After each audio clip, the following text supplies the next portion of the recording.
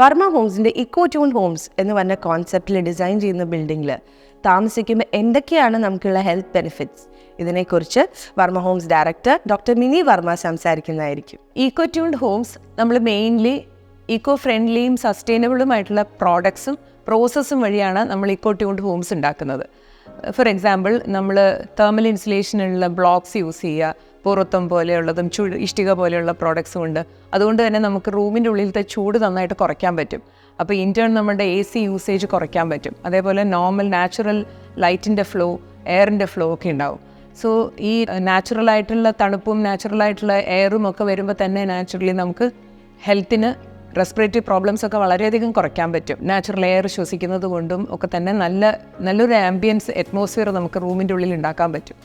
പിന്നെ നമ്മൾ ഇൻഡോർ ആണെങ്കിലും ഔട്ട്ഡോർ ആണെങ്കിലും പ്ലാന്റ്സ് യൂസ് ചെയ്യുന്നത് കുറച്ച് air purifying plants, for example Neem പോലെയുള്ള ചെടികളും, ഇൻഡോർ പ്ലാന്റ്സ് ആണെങ്കിലും കുറച്ചും കൂടി ഹെൽത്തി ആയിട്ടുള്ള പ്ലാന്റ്സ് നമുക്ക് ഉപയോഗിക്കാൻ പറ്റും.